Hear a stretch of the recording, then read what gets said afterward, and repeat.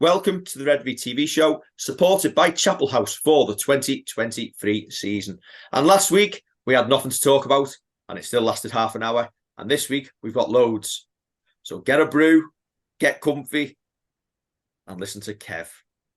And we'll probably be done inside 15 minutes. Yes.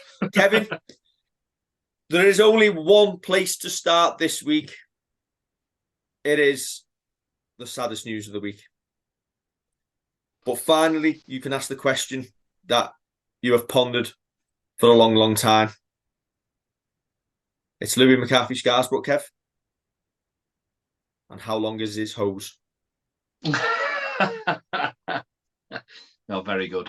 Yeah, the retirement of Louie. Going to be a fireman.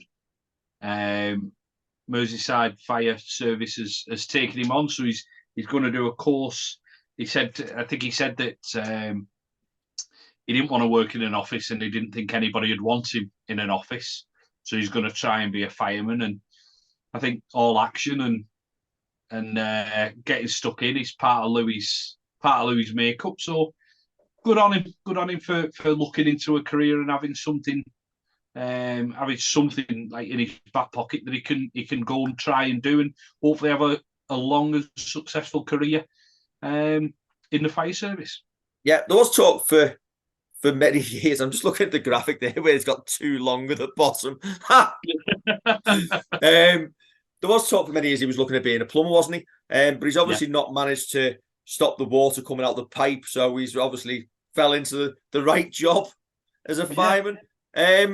He's joining Merseyside Fire and Rescue.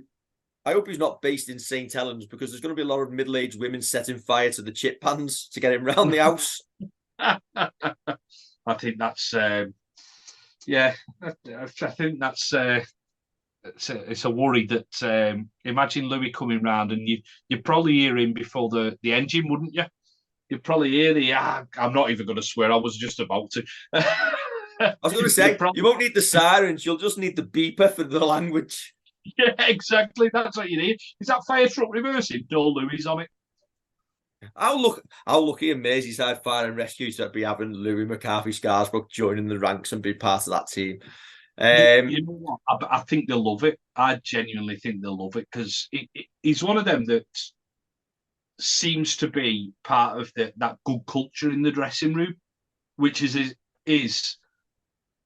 in its own way as important as on-field stuff, that togetherness, that playing as a team, and that being able to let your hair down, which obviously Louie could do back in the day, if you look at the bottom left picture there. Sorry, Kev, I'm going to interrupt here. As bad as that haircut was, how good was it seeing his haircut on Friday night where he looks like he's done the Tommy Makinson haircut? He looked like he lost 10 years off. I thought they'd had a 2-for-1.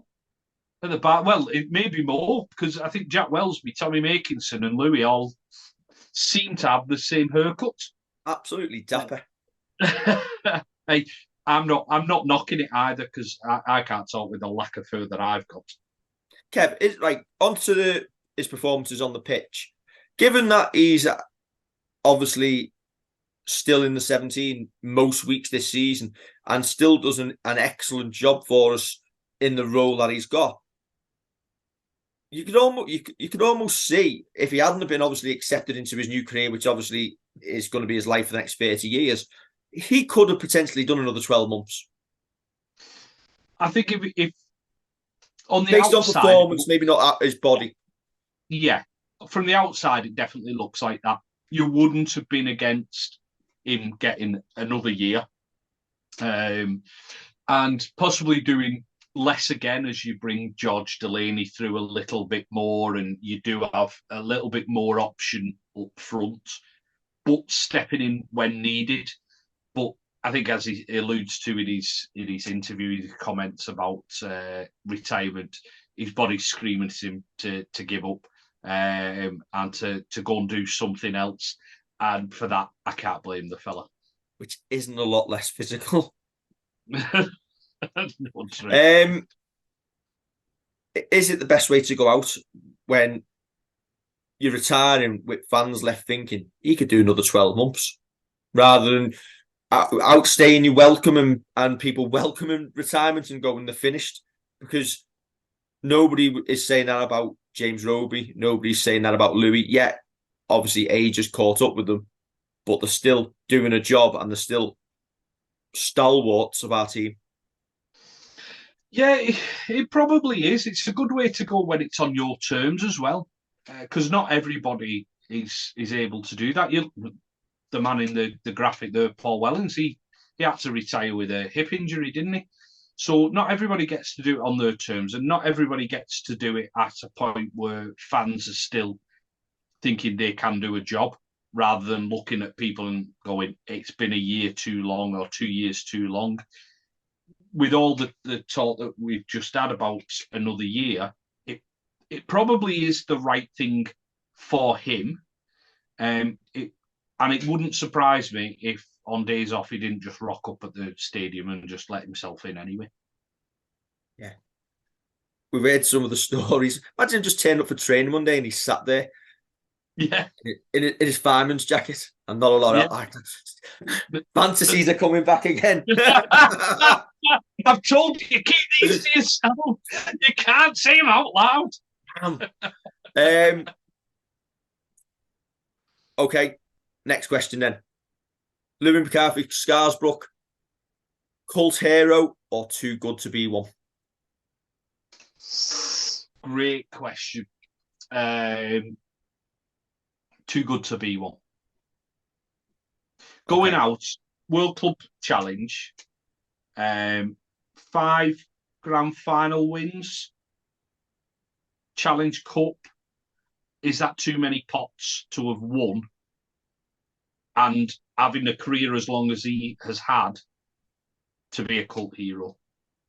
I would suggest, if you didn't hear Louie and you didn't see what he brings to a changing room, what he brings, the energy when he comes on the pitch, and you literally just based it on the nearly 400 appearances nearly he's had in the Redvee, and you based it on consistency, trophies, and everything else, I'd say too good.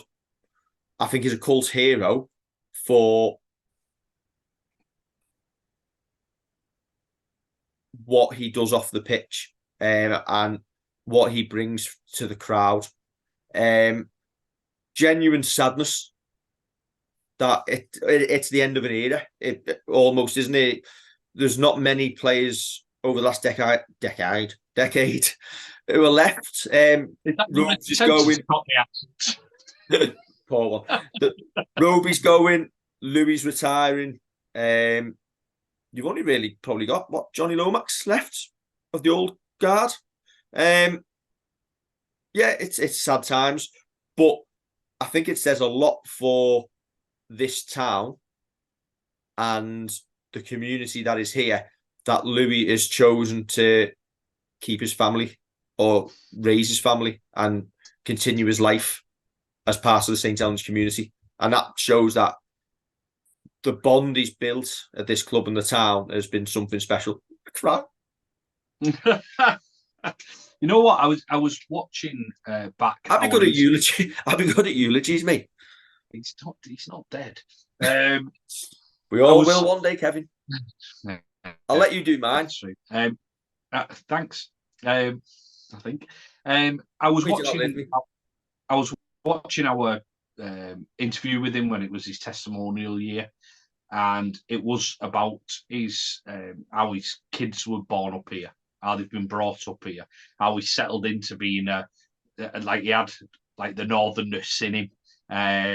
There was a bit about him swearing in Northern as well, but it just seems like he's taken up here to kind of his heart, and it is part of his life. It's a big part of his life to have lived up here for so long, and he probably has that support network that he doesn't feel like he needs to rush back down to London.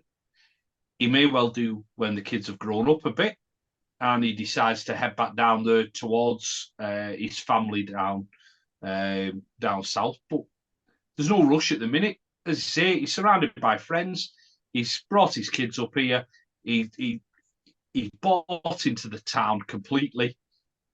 There's no reason for him to just have to up sticks, and it's great that he's been able to do that. Yeah, it's either that, Kev, or he's realised that the mansion he's got in St. Helens would probably buy a shed back home. Yeah, that's a good point.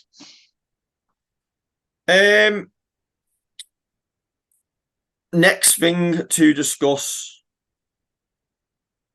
You made a great graphic, Kevin.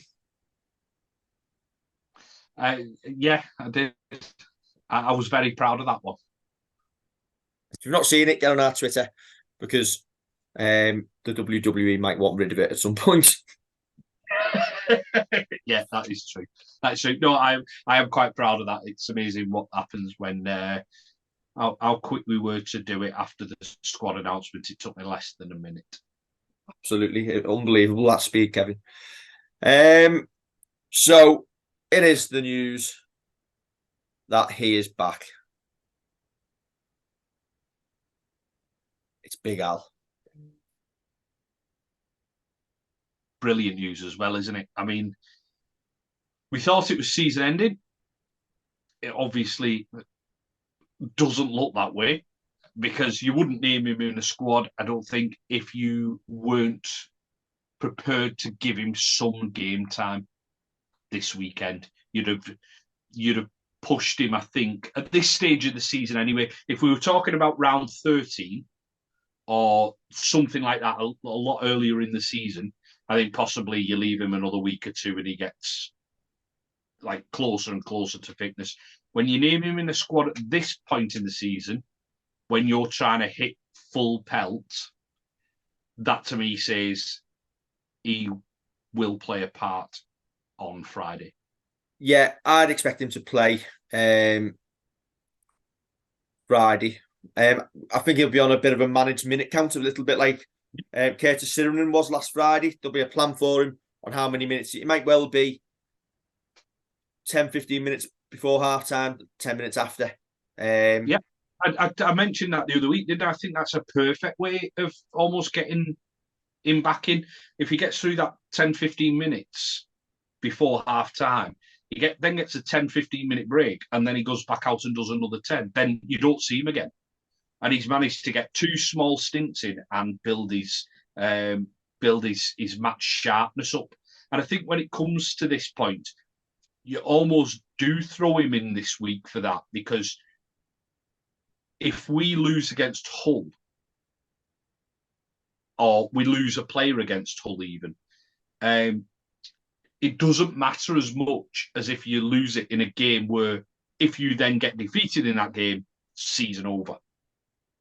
Now, I know players can break down a week or two after as well, but it's more often than not, as we've seen this season, Curtis Sirenen comes back in, hamstring issue immediately. Connie comes back in, calf issue immediately. It seems to be that first game back. And that's why I think that he will get minutes, admittedly, 15, 20, maybe 25 at a push. I can't see him starting. And just almost treat him like he's George Delaney at the start of the season. Yeah, Will you bring him in and build him up? I think this week you'd probably start with Matty Lees and Sione again, even though George Delaney's back. I think Sione was admirable. The amount of meters he put in last week, it was, I think, what Paul Vaughan and whoever else was alongside him did combined. Yeah, he was great, and I know he moved to second row as well. I think you can almost guarantee that Sione this week he'll do more than Paul Vaughan, who's rumoured to be in the dream team. Yeah, that's true. He will this week. Yeah, and probably for the next few. Yeah, the next few.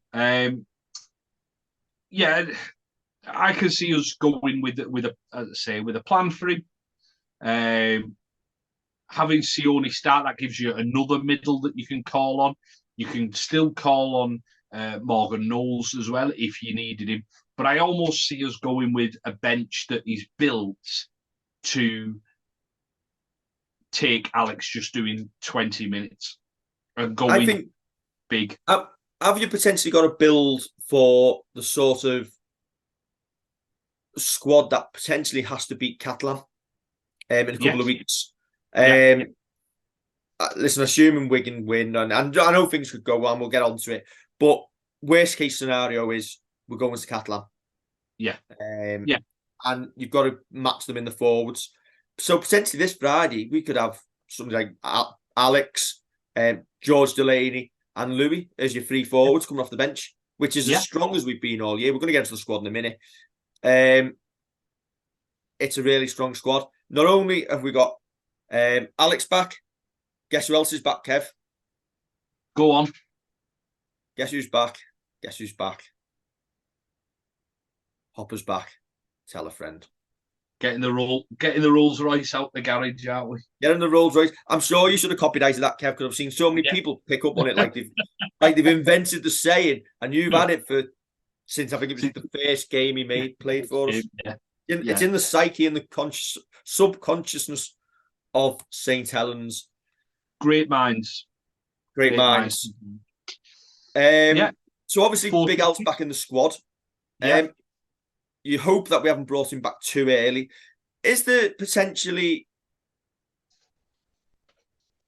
somewhere along those lines where Al's pushed his rehab to push himself to get him back fit on the basis that he missed out last year on a grand final? He doesn't want to miss out potentially on a second one in a row. And if he feels his body can do it, you listen to him. Yeah, I think you've got to listen to the player. Whether he's done that, only he can tell us. Because I think it's a big risk that if you do it again at the stage of the career Al's at, could it be a complete wrecker where he's out for 12 months and never quite gets back? But it wouldn't surprise me if he hasn't been so diligent in his work that it's been aimed for him coming back, whether it be this week, next week, but before the end of the season. It really wouldn't surprise me. Now, obviously, we've just mentioned it. Hopper's back. Yeah. Given what we know in terms of how teams have been picked before, I think consistently, Will Hopewati has been selected on the wing ahead of both John Bennison and T. Ritson. John Bennison has obviously got the edge over T in recent weeks. Yeah. Does Will Hopewati come straight back in this week if he's fit? As harsh as it would be on John Bennison. Possibly to give him minutes and to have a look at him to see how he goes. Again, that wouldn't surprise me. I think giving him minutes in, I know it's not a dead rubber of a game, but it's as close to one as you're going to get. So that would really wouldn't surprise me to have Hopper and Percy on one side, Tommy and Connie on the other. And yeah, as you say, if it's to give him minutes and then come the playoff game, whether that be next week or the week after, then Wello's got that decision to make. And it's a tough decision to make. And it's probably a decision that he'd rather have than not in who to play in terms of Hopewati and Bennison. You could probably flip a coin. I would suspect that Will Hopewati would get the nod based on he's got the nod all year in the big games if he's fit. And he's the sort of player who comes back into your side and no matter how long he's been out, doesn't look like he's been away. Yeah, and I think people will have very polarising opinions on that as well. And may say that John Bennison deserves the shirt because he's currently doing it and he's been in there. But take emotion out of it and take facts out of it. And that's sometimes how we try and do this and how we look at things. What has happened beforehand? And you're right that Hopewati tends to get the big game shouts. As I say, it wouldn't surprise me. I think it would be very, very unlucky on John Bennison's behalf if he missed out. Who misses out this week then for you? So if you agree, I would go Ben Davis. Yeah. Sam Royal. Yeah. John Bennison, sadly. And then the last one is a really big call. It depends whether you want to go with your big forwards on the bench or you want that interchange hooker. And given that Moses and Bai's role has reduced in recent weeks with Robes playing a lot more, and it's like we're not looking to rest Ropes now. We're rolling him out because every game Yeah. it could potentially be his last in the next couple of weeks. I wonder whether Moses drops out this week, unless there's any injuries in the camp. Yeah, same. I can't see him resting Roby this week. I think I would imagine that your bench is going to be, as we've said, George Delaney, Alex, Louie, and James Bell. I can see Morgan Knowles slotting in at 13 again, as you say. Sione starting in the middle, and us going with what we did last week. Well, Kev, unless you go with, unless I'm just thinking back to last week and what Wello said, they played Curtis from the start on the basis they didn't want him warming up, going sitting down on the bench for 20 minutes and having to come on and essentially get warmed up again to make sure his hamstrings are right. So potentially you could start Al and give him 20 minutes and not bring him back on. Possibly. Yeah, it wouldn't surprise me. I don't know how different the mechanics with the warming up when you've had a knee operation and an injury like that compared to a hamstring, which you can't really do much with apart from rest, can you? Yeah. I mean, if it snaps, you can have an operation. Whether the mechanics are slightly different, I'm not sure. Whether it's slightly different because Big Al is like 7 foot tall and they don't want him sitting down on one of them little tiny chairs that they sometimes put out. I'm not sure. I think whatever happens this week, we're going to have somebody big missing out, aren't we? And yeah, is it fair to say that's probably our strongest squad of the year? We're missing a number 14, but he's gone back to Australia. We're missing Iggy and we're missing Jake Wingfield, but apart from that, that's as strong as you get. Yeah, I think so. Yeah, it's big. It's big, and it's big at this time of the year to be able to roll out our big plays. It really is. Normally now, Kev, I'd go on and discuss the whole squad, but given that this is a long episode anyway, and their season's finished, is there much point? No, I could just for the sake of the changes. Carlos Tumavavi's in, and Zach Jebson, who's a young second rower. Sutcliffe and Danny Houghton drop out. They've got so many players who are going to be playing their last game for them. You wouldn't want to be going in 100% or putting your body on the line and risking your next contract, would you? No, you've got to. You've got to go in 100%, or else you put the risk in. You say that, but it's very easy to switch off, isn't it? I'm writing a team up for them here. The only player I do want to mention from their side is Adam Swift. Player of the year, had a fantastic year. Going to Huddersfield next year. Yeah. I'd have had him back with us as a squad player, but again, Adam probably feels like he needs to be first choice somewhere because he's more than good enough.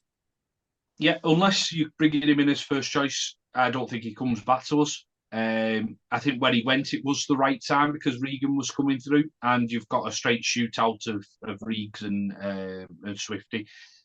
He's one who's obviously playing his last game alongside Scott Taylor, possibly Jake Clifford, Chris Satai, Andre Stavelio, Brad Dwyer, Joel Lovadua. They've got another 4 or 5 who've either leaving or left. They've got quite a few injuries. Their season has just absolutely petered out to nothing. Basically, Hull FC doing a Hull FC.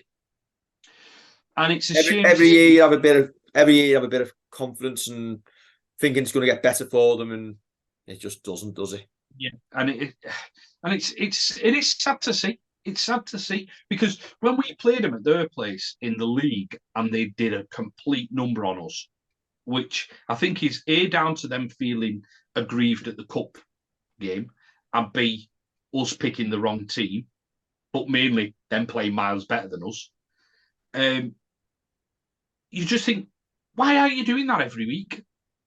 Or are you? And teams are just beating you, and then you go demoralised into your shell, and then you all of a sudden, you get a couple of results. It looks all right. I just can't see how they are in the same situation year after year after year. And I'd love Hull fans to be able to tell us why, but it's year after year you just see the Hull have now been obviously overtaken by KR, it seems. Yeah. I said last year that I preferred the way, the style of play that KR play. And this isn't Red Robin podcast, but it just seems to be that it's the same old story. Does that come from the top? Is it they're just signing the wrong players? Is it that they need something to kind of shake them up? And they're getting, I mean, what is it? 2, 4, 6, 8, 10, 12, 13 players have either left or are leaving. That's a big turnover. And you think that you've got to, in some point, you've got to stop having that big turnover, and you've got to start having it where you're freshening up a squad with someone better. You can't keep turning over players. Okay, then, right, before we move on, a prediction for us on Friday, and without going into scores, do we make the top 2? Prediction for us, 24 will win by. Or we should, at least. I'd love to say yes, definitely, but I think at this point I'm resigned to 3rd. Yes. Would love it, but I think we're going to be eating snails again. You are. I'm not. Hey, listen, I was in Lidl today, and it's now Spanish week, so I'm having tapas for tea on Saturday, but there is still a large amount of snails in the freezer, so they are going to be half price soon because they'll need rid of them. For some reason, they haven't sold. I'm not getting anywhere near any snails. I'm not having them. You can have them all you want. Not for me. No, thank you. Well, when you fall asleep... Move on. You're making people feel ill. Me, usually, but go on. Okay, right. I will go Saints by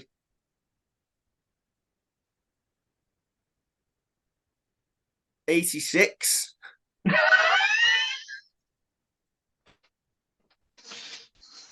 But Catalan will win in golden point. Yeah.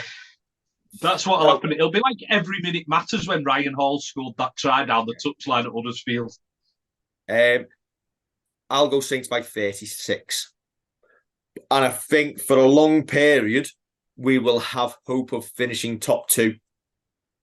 And we'll get let down. Yeah. Well, I hope not. Yeah, I think that I just think that we're going to finish 3rd now. Yeah.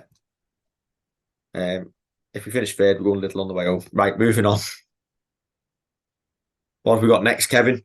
Next, Kevin, we have got 3 Saints women in the Women of Steel Awards. Shona Hoyle, Jodie Cunningham, Emily Rudge.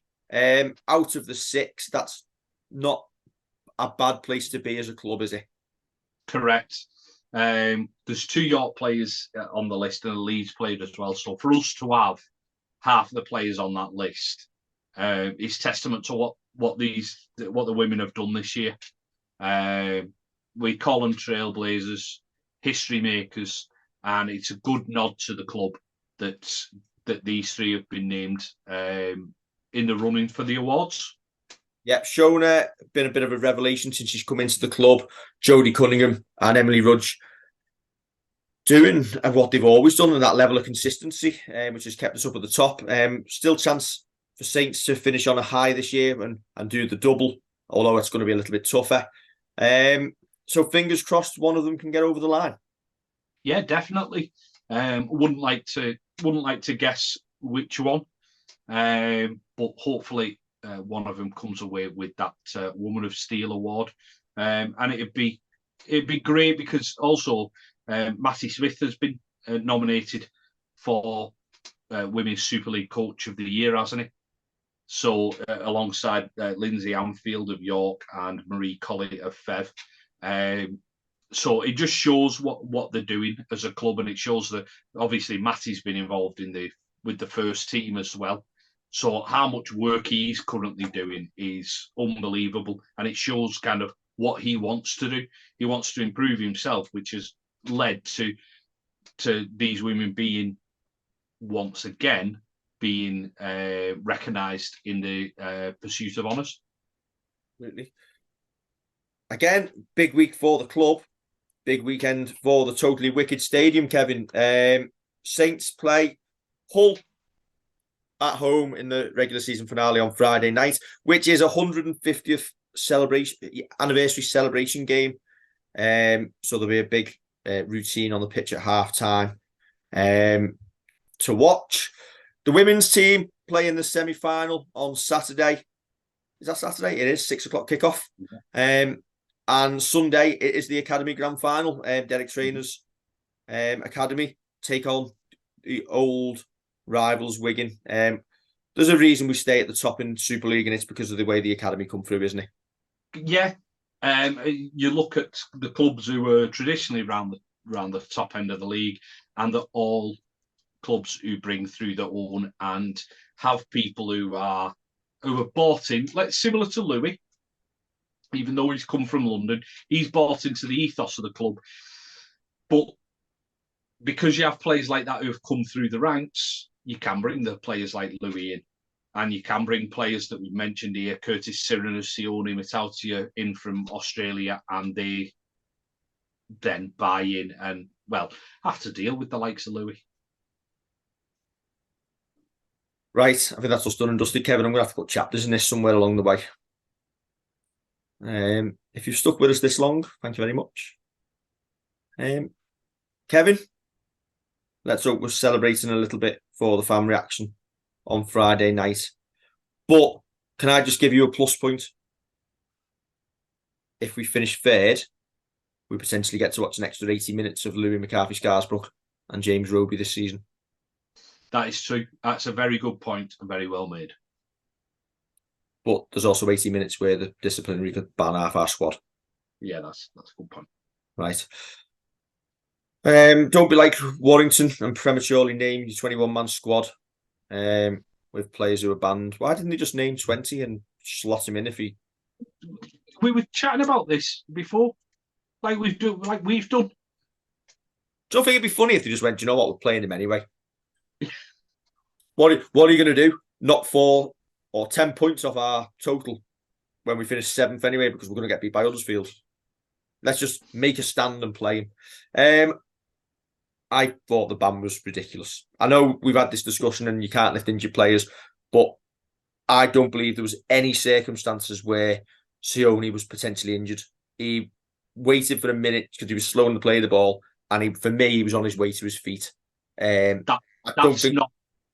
not Paul Vaughan's decision to make. No, but I don't think it was a decision to make. I thought Sione was already getting up, so he wasn't injured, and I didn't think there was any potential of injury. I know, I've seen what the disciplinary have said. I know they've gone black and white on it, but 4-game ban, really? Does it need a 4-game ban when you're giving cautions out for hip drops, which they could potentially cause serious injuries to players? I think it just brings in the whole idea of them being consistent. They've consistently given out the game's bans for lifting or touching an injured player. They've consistently done that. But they're so inconsistent with other bits. Unfortunately, the consistency becomes inconsistency, that they're not looking at things that are actually injuring players alongside this, which could potentially injure players. They need to look at everything. Injury shouldn't come into a decision on how long a ban is. Yeah. So I don't know who it was. I've seen a really good tweet today that basically the RFL disciplinary are banning players on potential litigation. Yeah. I think that's the issue. I think they're scared of what's coming. And I may be completely wrong on this. And I'm asking the question: has any player ever suffered a serious injury by being picked up after being left on the floor? I don't know, but you've got to knock that out the game. You have, but equally you've got to knock hip drops out the game. You've got to knock cannonballs out the game, and they're not consistent with those bans. They're literally basing that ban on whether the player is injured or not. So on that basis, then, should it not just be a caution for what Paul Vaughan did, and a caution and a fine? And if a player is seriously injured, which God forbid would be an absolute terrible injury if that was the case, potentially, and then there'd be a long ban, because they've tied themselves in knots. They've gone one course of action for one injury or tackle or whatever, and something for another. That's why I don't think the MRP or the disciplinary is fit for purpose.